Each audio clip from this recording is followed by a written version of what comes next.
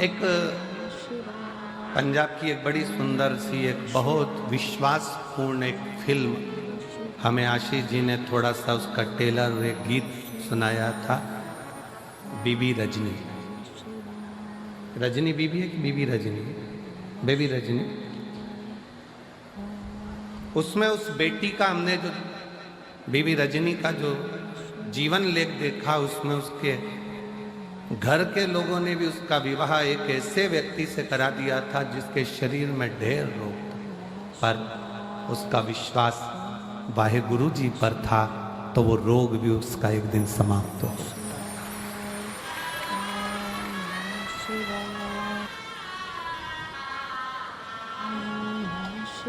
नारी आज की तारीख में अबला नहीं होना चाहिए, और आपको कोई अबला कहे तो आप कह देना, फालतू की बात मत करो, हम अबला बबला नहीं है, हम अबला नहीं, हम लोगों का तबला बजा देते हैं, अबला बबला हमको समझ में।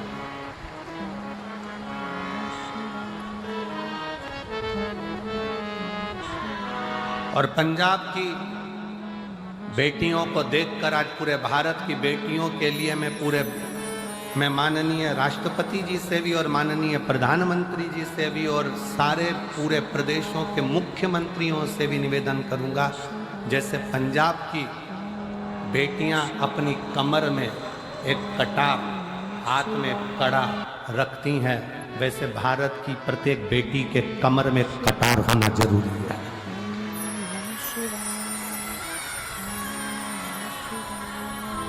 प्रत्येक भारत की बेटी के कमर में एक कटार होना जरूरी है, नहीं तो जो अभी उत्तर प्रदेश की एक लीला देखने को मिली, 4 लड़के एक 14 साल की बच्ची को लेकर गए, 2 महीना 1.5 महीना उसके साथ में गलत कृत्य किया। जब उसे होश आता था तब उसके साथ गलत कृत्य करते थे। उसके हाथ में ओम लिखा था तो एसिड डालकर हाथ जला दिया। खाने को भूख लगती 1.5 महीने तो उसको मांस खाने को दिया जाता, और जब होश आता फिर उसके साथ गलत कृत्य होता। मेरा निवेदन है शासन प्रशासन से, आने वाले समय में हर बेटी के कमर में कटार डाल दीजिए, जो गुरु नानक देव जी ने ज्ञान दिया है वो धारण करें। तो माने कि महिला दिवस है, केवल महिला दिवस पर पोस्ट कर देने से महिला दिवस नहीं होता। और मेरी जीजियों, तुम्हारी प्रबलता बरकरार रखना, क्योंकि तुम मेरी बहन हो।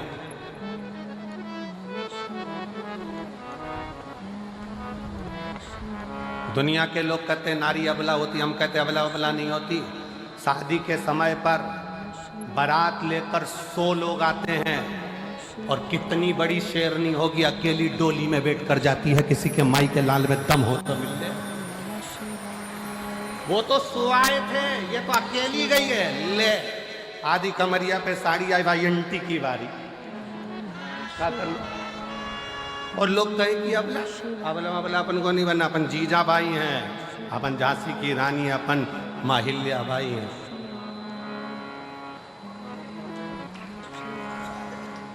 डरना नहीं है। भगवत स्मरण में एक स्त्री में वो बल होता है, वो कहे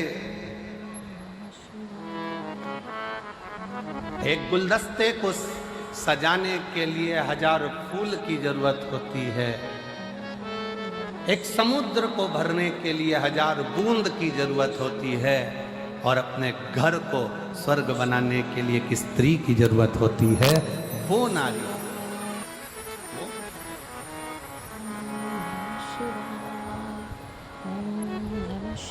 कोई कहे कि ये घर बेकार है, वास्तु दोष हो गया, ये दोष हो गया, वो दोष हो गया।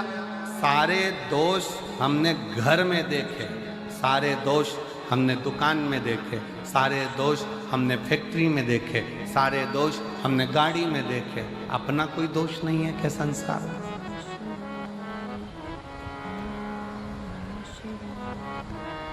अपना भी तो दोष देखिए। किसी को हाथ दिखाने से भाग्य नहीं सुधर सकता। इस हाथ से मेहनत करना पड़े, थोड़ा परिश्रम करना पड़े। ओम नमः शिवाय। इस हाथ से एक लोटा जल भरकर शिव के मंदिर तक, शंकर के शिवालय तक जाना पड़ा, शिव की चौखट तक जाना पड़ा।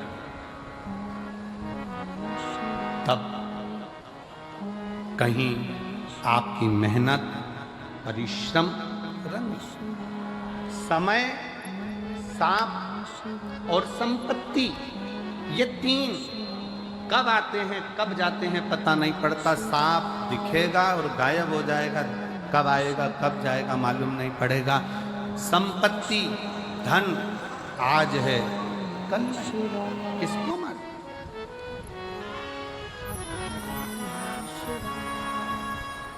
किसको पता।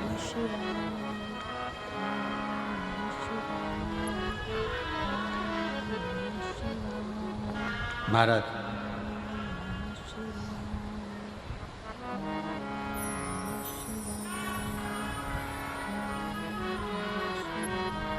शिव महापुराण में एक बार चंचुला देवी ने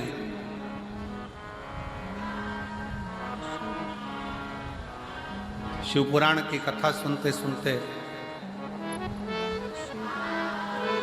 तुमरुका जी से एक प्रश्न किया।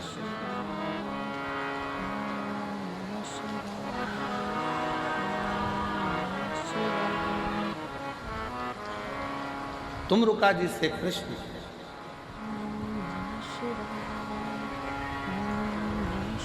और तुमरुका जी से चंचुला देवी ने प्रश्न किया कि तुमरुका जी, इस लोक में करा जाए और परलोक में उसका सुख मिले, ये हो सकता है?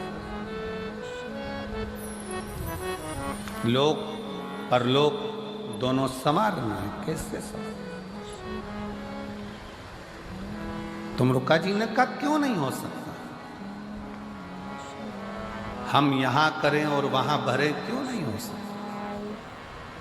बठिंडा में बैंक में पैसा जमा करो, एक कार्ड लो, एटीएम क्या बोलते हो, वो कार्ड लेकर दिल्ली जाओ, चंडीगढ़ जाओ, तुम्हारी मर्जी पड़े, सिरसा जाओ, तुम्हारी मर्जी पड़े, गुड़गांव जाओ, तुम्हारी मर्जी पड़े, तुम नोएडा जाओ, कार्ड लगाओ, पैसा निकल कर बाहर। बोलो सही है कि गलत है?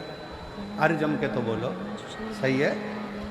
पैसा जमा कहाँ करा था? बठिंडा में। निकाल कहाँ रहे हो? दिल्ली में। निकाल कहाँ रहे हो? हैदराबाद में। निकाल कहाँ रहे हो? बेंगलोर में। जमा यहाँ करा है, निकाला वहाँ है।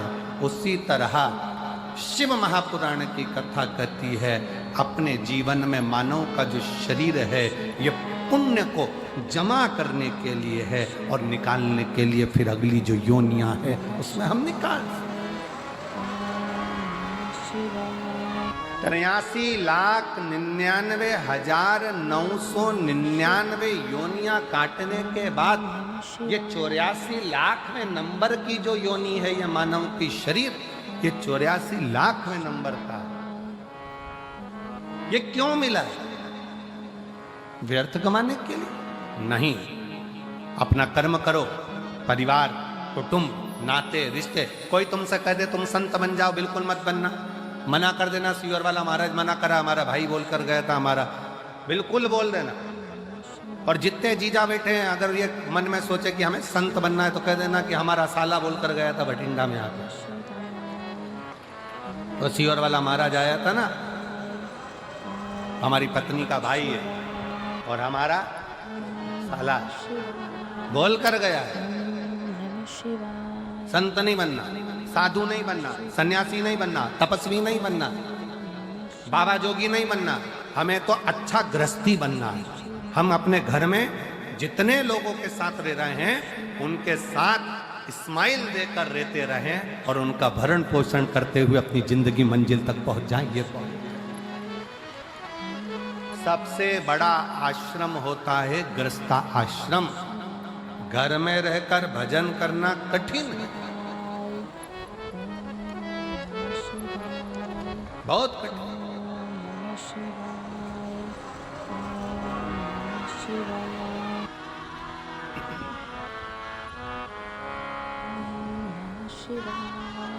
समय भी आएगा, सांप भी आएगा, संपत्ति भी आएगी, पर कब जाएगा ये किसी को नहीं, किसी के ज्ञात में नहीं है।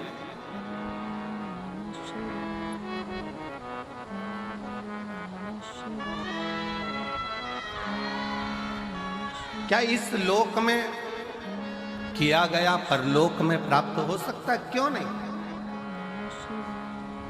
करो।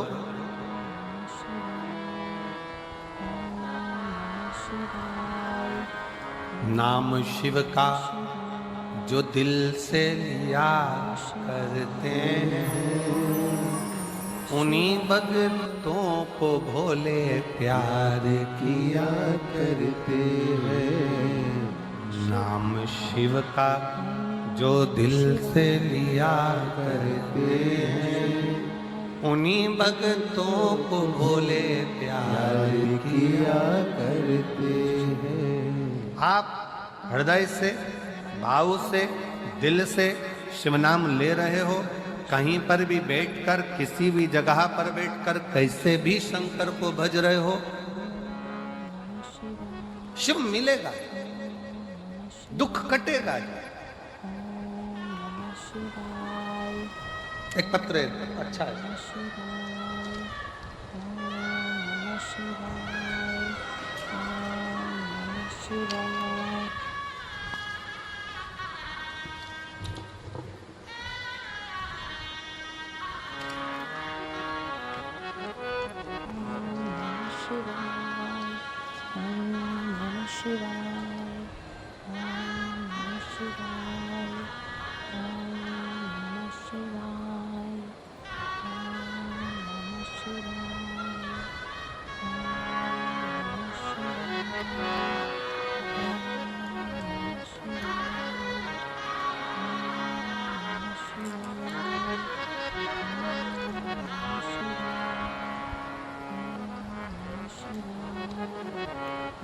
मनीषा,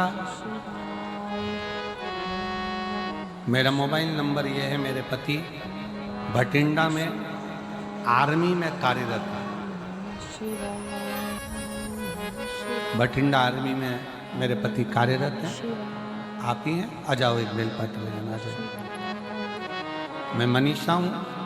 मेरा मोबाइल नंबर ये है। मेरे पति भटिंडा में आर्मी में कार्यरत हैं। गुरुदेव, मेरी माँ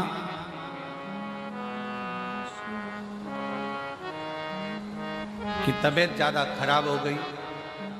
सोनोग्राफी, सीटी स्कैन करवाने पर पता चला कि उनके पेट में पानी भर गया। जांच होगी, जांच में पता चला कि उनके बच्चेदानी में कैंसर हो गया। बच्चेदानी में कैंसर हो गया।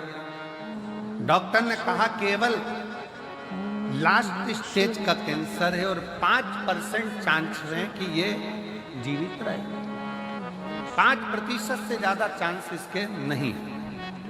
फिर भी आप ऑपरेशन कराओ तो भी है जीवित, उतना ही रहेगी जितना बताया गया, और ना कराओ तो भी उतना ही रहेगा। फिर भी मन नहीं माना। हमने डॉक्टर साहब से कहा कि आप ऑपरेशन की तैयारी। मेरी माँ ने कहा भले तुम ऑपरेशन कराओ। डॉक्टर ने कह दिया कि मैं तो 2-3 महीने की मेहमान हूँ, पर एक काम जरूर करो कि मुझे शंकर जी के मंदिर में 1 लोटा जल चढ़ाकर जल ला कर दो और बेलपत्र ला कर दो, मैं खाना प्रारंभ करूँ। गुरुदेव, 1 लोटा जल शिव जी को चढ़ाना प्रारंभ करा, बेलपत्र लाकर खिलाना प्रारंभ करा। डॉक्टर ने ऑपरेशन कर कर भी कह दिया था कि यह 5% है, ये इतना महीना, साल 2 साल नहीं निकाल सकती। 2 से 3 महीने निकालने की बोली थी। आज बाबा की कृपा से मेरी माँ रुद्राक्ष का जल और 1 बेलपत्र से पूर्ण तरह से स्वस्थ हो गई है और उसका शरीर काम करने लगा। और आज साल हो गया। जहां 2 महीने दिए गए थे, 3 महीने दिए गए थे, वो 3 महीना, वो 2 महीना कहाँ गया? सालों। उसकी शरणागति, उसका भजन।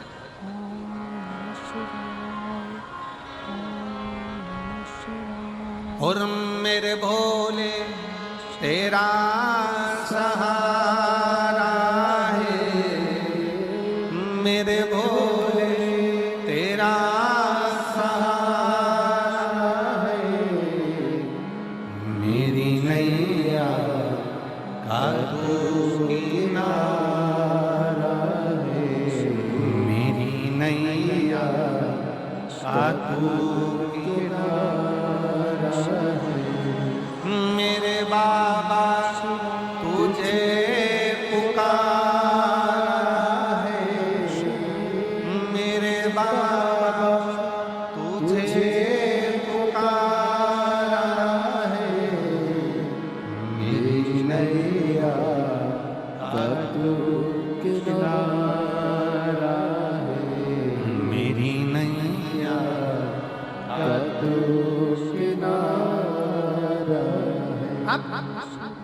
अपने कर्म पर भी थोड़ा सा विश्वास करो, भरोसा करो, दृढ़ी बनो, शिव तत्व की ओर आगे बढ़ो। यहां करा, क्या वहां मिलेगा?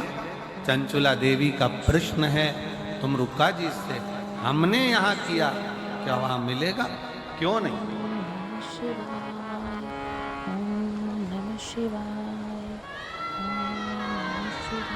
कई लोग ऐसे भी हैं, भारत में कमाया, विदेश में जाकर मकान बनाया, गाड़ी ली, जमीन ली, फैक्ट्री बनाई। यहां कमाया, वहां जाकर जमीन, फैक्ट्री, दुकान, मकान सब करा। कई ऐसे भी हैं कि वहां कमाया विदेश में और यहां खरीदा। उसी तरह मृत्यु लोक में, मानव शरीर में भगवान का भजन करते हुए, उस ईश्वर को, उस रब को याद करते हुए, उसका भजन करते हुए, एक लोटा जल चढ़ाते हुए आगे बढ़ते चलो, तो हो सकता है कि यहाँ करोगे तो वहां तक प्राप्त हो। यहाँ करा, वहां मिल प्राप्त हो सकता है। आ जाओ।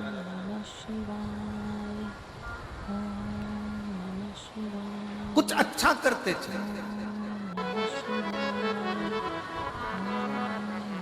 एक बेलपत्री में, एक बेलपत्र में, एक बेलपत्र में वो तत्व होता है। अगर शंकर पर चढ़ी हुई बेलपत्र को आप खा रहे हो तो उस बेलपत्र में वो फल होता है कि आपके शरीर के जितने रोग हैं, चाहे वो बीपी हो, चाहे शुगर हो, चाहे थायराइड हो, चाहे सोराइसिस हो, जो भी बीमारी है शरीर में, धीरे। हाँ, कई लोगों को बेलपत्र खाने पर जीवान में छाले आ जाते हैं, किसी किसी को बेलपत्र खाने पर जीवान तोरी तोरी हो जाती है, हारमोनियम। बेलपत्र खाने पर कई बार जीवान तोरी तोरी हो जाती है, बेलपत्र खाने पर कई बार मुख में छाले आ जाते हैं, बेलपत्र खाने पर कई बार भोजन में स्वाद नहीं आता है, भोजन में स्वाद नहीं आ पाता है। तो निवेदन है, आप ऐसे नहीं खा सकते तो उसको पीसकर गोली बनाकर पानी से निगल जाए। केवल मंदिर में गए, जल चढ़ाया, आ गए, वो श्रेष्ठता। अपने मन से, अपने दिल से बाबा से बात तो करो। कितनी धूप है, इतनी कड़कड़ाती हुई गर्मी में आप लोग बैठकर कथा सुन रहे हो, 200-500 रुपए खर्च कर कर आए हो। कुछ नहीं तो ऑटो के 50-100 रुपए तो तुमने खर्च करे होंगे, बस का टिकट लिया होगा 100-150-200 रुपए का, तब जाकर यहाँ पहुँचे हो। अब यहाँ आने के बाद भी आप उस समय को व्यर्थ गंवा दो तो आपका जीवन बेकार है। यहाँ दीवार के अंदर गेट से प्रवेश जब तुम अंदर करो, गेट से प्रवेश करते समय तुम अपने भीतर का अहंकार, अपने घर छोड़ो और बैठकर बाबा से प्रार्थना करो, बाबा मैं अपने दिल से आपको निवेदन करने आई हूँ कि मेरे मन की ये मुराद है। बाबा मैंने आपका स्मरण किया है, बाबा मैंने अरदास करी है, आप उसको स्वीकार करना। और मेरे बाबा अगली बार जब कथा हो तो इस व्यासपीठ पर मेरा भी पत्र पहुंचे, ऐसी करुणा तो स्वीकार।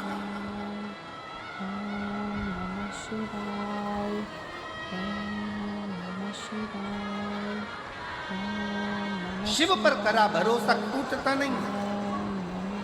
पक्षी और मनुष्य में एक बड़ा अंतर है, पक्षी और मनुष्य में एक सबसे बड़ा अंतर है। पक्षी अपने साथ के पक्षी को उड़ाने का प्रयास करता है और मनुष्य उड़ता हुआ व्यक्ति को गिराने का प्रयास करता है। इन दोनों में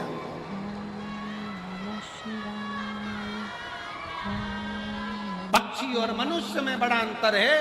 पक्षी, एक पक्षी अगर उड़ नहीं रहा है उसको उड़ाने का प्रयास करेंगे। पक्षी उड़ नहीं रहा है, उसको उड़ाने का प्रयास करेंगे। पक्षी सामूहिकता में एक साथ आकाश में उड़ते हैं, उड़ाने का प्रयास करते हैं। एक पक्षी थक जाता है, दूसरा पक्षी उससे कहता है घबराना नहीं, मंजिल आने वाली है, उड़ते रहे, मंजिल आने वाली है, और आगे बढ़ना है, और ऊपर जाना है, उड़ते रहे, मंजिल आने वाली है। पक्षी अपने साथ के पक्षी को मंजिल तक पहुंचाने का प्रयास करता है। और मनुष्य कोई उड़ रहा है, आगे बढ़ रहा है, बहुत उन्नति कर गया, बहुत तरक्की कर गया, तो मनुष्य अंदर से ईर्ष्या रखकर उसका पांव पकड़कर खींचने का, जमीन पर गिराने का प्रयास करता है। निवेदन है, पक्षी सामूहिकता में रहकर दूसरे को आगे बढ़ाने का प्रयास करते हैं और मनुष्य सामूहिकता में मिलकर एक दूसरे को गिराने का प्रयास करते हैं कि अपन इकट्ठे होकर इसको जमीन पर पटक देंगे। ये आगे कैसे बढ़ गया, ये तरक्की कैसे कर गया, ये कुर्सी पर कैसे बैठ गया, ये सिंहासन पर कैसे बैठ गया, ये आगे कैसे बढ़ गया, इसके पास पद कैसे आ गया, इसके पास पैसा कैसे आ गया, इसके पास प्रतिष्ठा कैसे आ गई। उसको दिखता नहीं है कि उसने पूर्व में मेहनत कितनी करी, उसको दिखता नहीं है कि उसने संघर्ष कितना करा, बस गिरा रहा।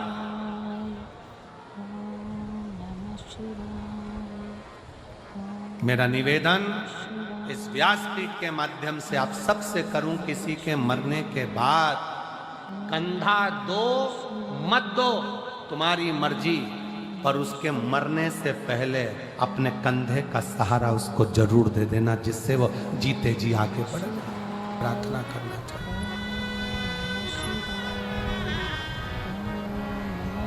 एक मृत्यु लोक में जन्म ले लेना, संसार सागर में आ जाना, पृथ्वी पर जन्म ले लेना, एक सरल विषय। आपने कोई पूर्व का कोई पुण्य करा होगा, कोई सत्कर्म करा होगा, कोई अच्छा कर्म करा होगा, तो मृत्यु लोक में आपका जन्म आ गया।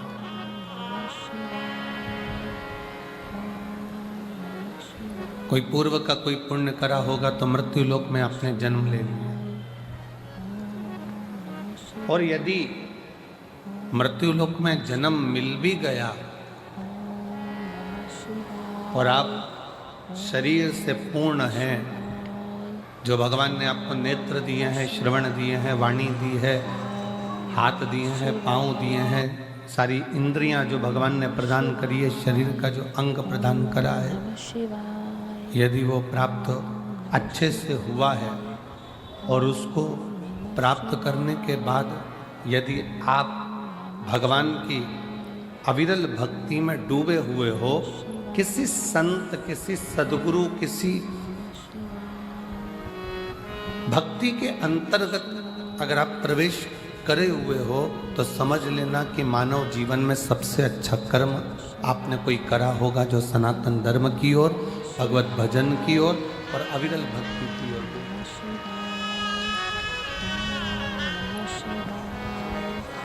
वो कहते हैं ना कि कोई पिछले जन्म के अच्छे कर्म मुझे बाबा तेरा, कोई पिछले जन्म के अच्छे कर्म मुझे बाबा तेरा, जहाँ सारी दुनिया झुकती है, जहाँ सारी दुनिया झुकती है, मुझे वो आली दरबार मिला, दरबार मिला। कोई पिछले जन्म के अच्छे कर्म मुझे बाबा तेरा, कहीं विष्णु की कृपा से, उनकी उदारता से, उनकी करुणा से, उनकी दया से ये मानव का शरीर प्राप्त होता है।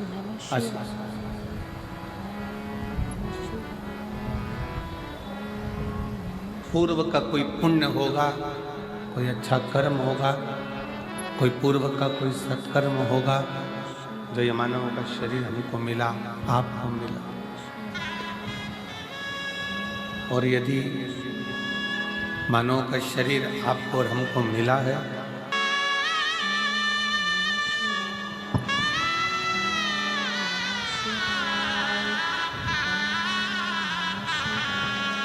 कोई पूर्व का कर्म पूर्व का कोई सत्कर्म आपके और हमारे जीवन को आनंदित कर रहा है। भटिंडा की इस पवित्र धरा पर ये दूसरी बार कथा श्रवण करने का सौभाग्य मिला है।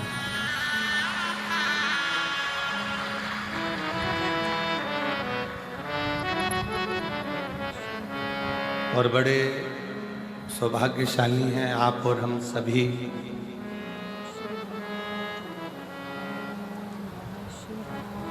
कि भगवान शिव की अविरल भक्ति को धारण करने के लिए आप और हम यहाँ पर विराजमान हैं।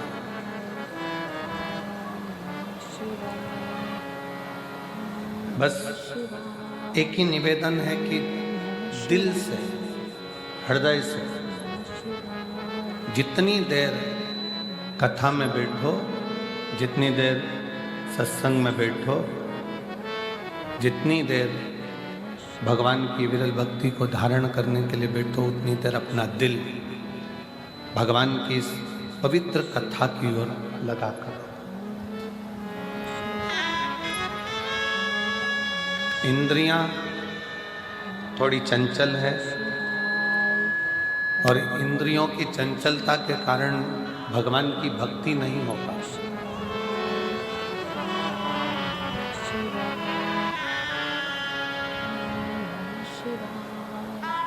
कोई आया, नेत्र उधर चले जाएंगे, किसी ने कुछ कहा, श्रवण इंद्रिया उधर चली जाएंगी। और इन 5 कर्मेंद्री, 5 ज्ञानेंद्री और 1 मन, ये 11 इंद्रियों में सर्वप्रथम चंचल है ये मन रूपी इंद्रिय।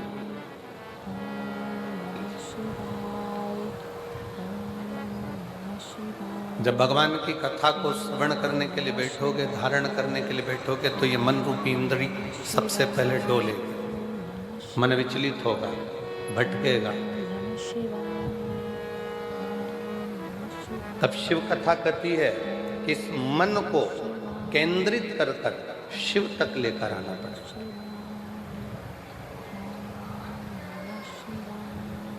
इस मन को केंद्रित कर कर भगवान शंकर तक लेकर आना पड़ेगा।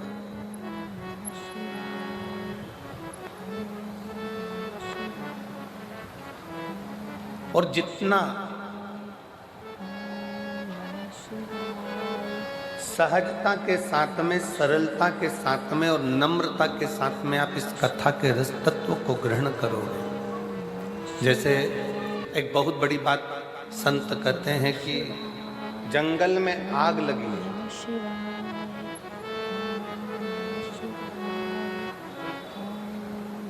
और जंगल में आग लगी है और बड़े बड़े वृक्ष जल रहे हैं, बड़े बड़े घास जल रही है, वृक्ष जल रहे हैं, पूरा जंगल धधक कर जल रहा है।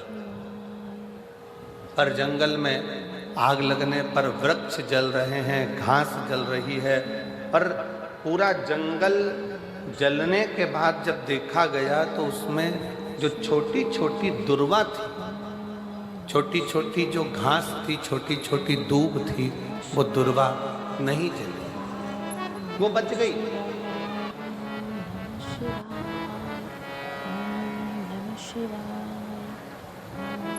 बड़े वृक्ष जल गए, बड़ी बड़ी घासें जल गई, पर छोटी छोटी दुर्वा, छोटी छोटी दूब वो बच गई, क्योंकि वो दबी की दबी रह गई। थोड़ा सा पानी गिरा, वो दुर्वा फिर उछल, फिर बढ़ना प्रारंभ कर दी।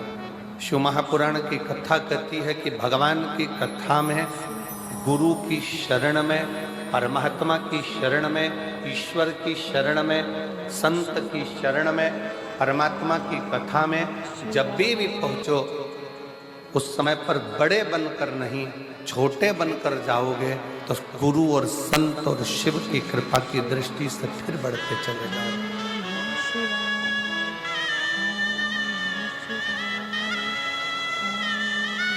थोड़ा छोटा बनकर। एक बड़ा सुंदर प्रसंग पहले भी कथा में कहा है, आज फिर कहते हैं कि एक विशाल नदी है, बहुत बड़ी नदी, उसको अभिमान आ गया।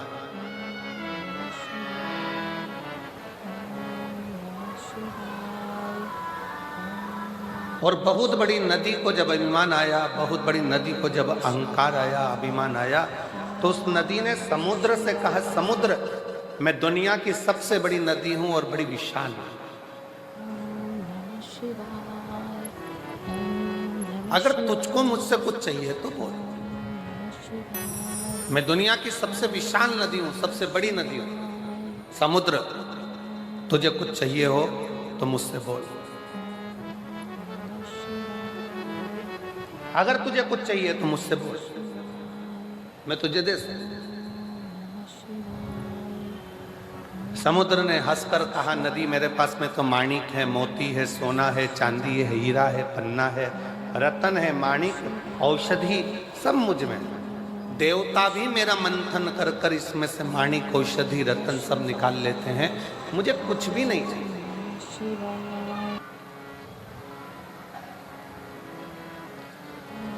कुछ तो मांग ले समुद्र। समुद्र कहता है मुझे कुछ नहीं चाहिए, मुझे चाहिए ही नहीं। नदी ने फिर बार बार कहा कि समुद्र कुछ तो मांग, समुद्र कुछ तो मांग, समुद्र कुछ तो मांग।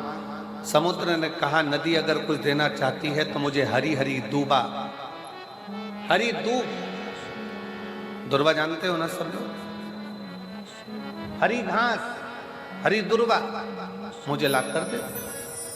नदी ने कहा, क्या रे समुद्र, तुम मांग भी रहा है तो मुझसे क्या मांग रहा है? केवल हरी दूबा, हरी घास, मैं अभी लेकर आती हूं। नदी ने घाट के किनारे पर लगी हुई घास को, दुर्वा को अपनी जल की लहर से तोड़ना चालू करा। जैसे ही जल घाट पर जाता है, जैसे ही जल घाट पर पहुंचता है, वैसे ही दूबा के ऊपर पानी गिरता है तो दूबा नीचे झुक जाता है। फिर पानी आया, फिर दुर्वा नीचे झुक गई। पानी के वजन के कारण दुर्वा नीचे झुकती, फिर पानी आया, फिर नीचे झुक गई। वो घास, वो दुर्वा उखड़ नहीं पाई। आखिरी में नदी समुद्र के पास जाकर बोली, समुद्र मैं तेरे लिए घास, हरी हरी दूबा लेकर नहीं आ सकी। समुद्र ने कहा, नदी मैं ये जानता था कि तू मेरे लिए दूबा नहीं ला सकती, तू मेरे लिए घास नहीं ला सकती, क्योंकि उस दूबा में, उस घास में एक सबसे बड़ी चीज है उसकी नम्रता। जैसे ही पानी आता है, दूबा नीचे झुक जाती है, और जो जिंदगी में झुकना जानता है उसे कोई उखाड़ नहीं सकता।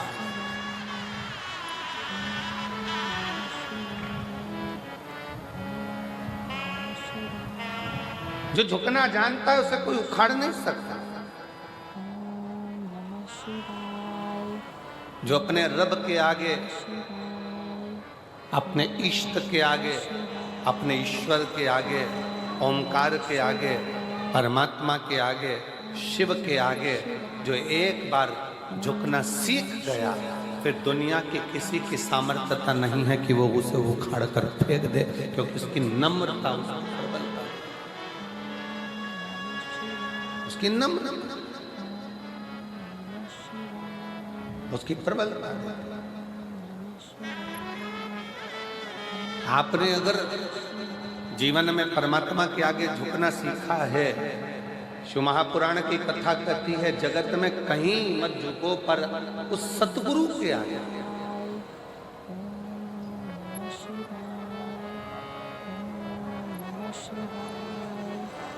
उस परमात्मा के आगे।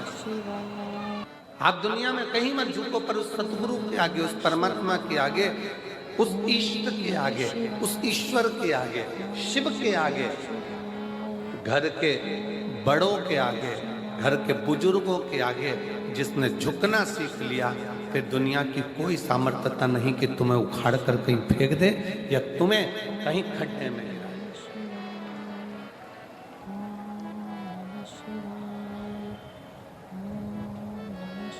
और मैंने तेरे ही भरोसे बाबा, तेरे ही भरोसे हवा बिच उड़ती जावांगी बाबा, डोर हटो छड़ी कटी जावांगी।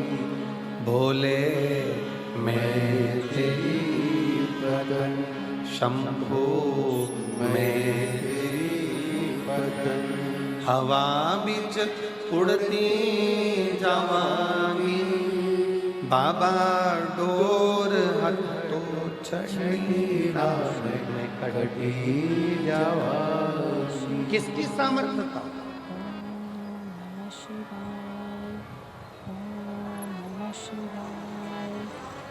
जीवन भर चोरी करी,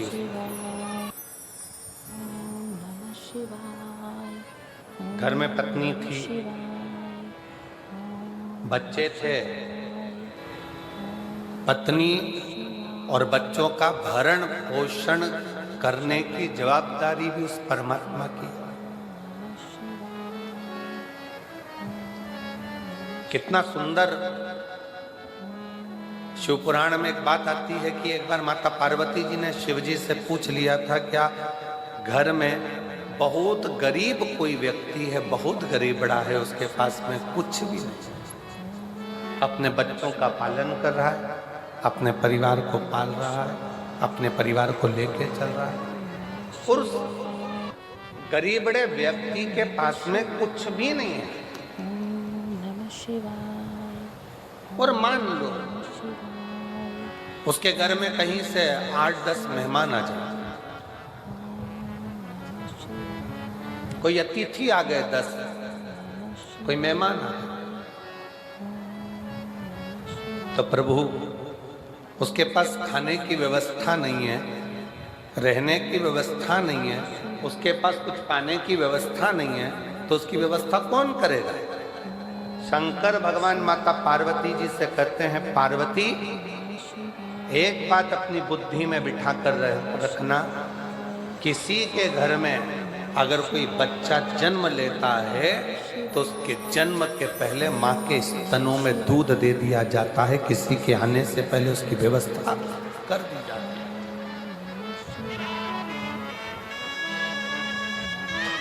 बच्चे ने जन्म नहीं लिया, बच्चा जन्म नहीं लिया, पर माँ के स्तनों में दूध दे दिया गया कि बच्चा आएगा तो पिएगा क्या, पेट कैसे भराएगा, उधर की तृप्ति कैसे होगी। ये दुनिया के लोगों को लगता है अगर मैं दुकान पर नहीं जाऊंगा ना तो दुकान नहीं चले, मत जा, खोल कर देख, चले। तुम नहीं थे तब भी दुकान चलती थी, तुम चले जाओगे तब भी दुकान चलेगी, तुम नहीं थे तब भी परिवार चल रहा था, तुम चले जाओगे तो भी परिवार चलेगा।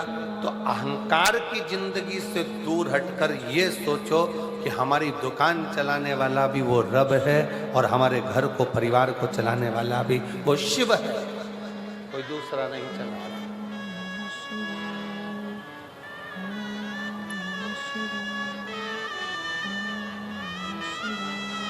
आप में से कई जीजियां मेरी बैठी हैं, कई जीजा मेरे ऐसे बैठे हुए हैं, पड़ोसन ने मना कर दिया, मेरे पास तो गाड़ी में जगह नहीं है, मैं तुझे नहीं ले जा सकती, फिर भी वो कथा में आके बैठ गए सबसे पहले। और जो बाद में आई गाड़ी से, उसने कहा मेरी गाड़ी में तो जगह नहीं थी, ये कैसे आके बैठ गए, तो तुम लेकर नहीं आओगे तो वो तो लेकर जाएगा, कैसे कैसे हाथ पकड़ कर पहुंचाएगा, जवाबदारी उसकी है। तेरे मंदिर में आना मेरा काम है और मेरी बिगड़ी बनाना तेरा, ये जवाबदारी उसकी है, ये उसके ऊपर निर्भर करता है कि वो कैसे लेकर जाएगा, कैसे बिठाएगा, कैसे खिलाएगा, कैसे पिलाएगा। पार्वती जी कहती हैं, मान लो बाबा देवादिदेव महादेव से कहती हैं कि किसी के घर में बहुत गरीबड़ा है, घर में अन्न का दाना तक नहीं है, बच्चों का भरण पोषण बड़ी मुश्किल से करता है,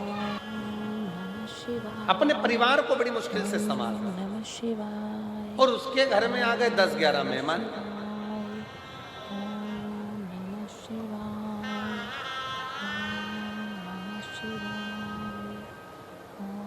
उसके घर में 10-11 मेहमान आकर बैठ गए, उनको खिलाएगा कौन?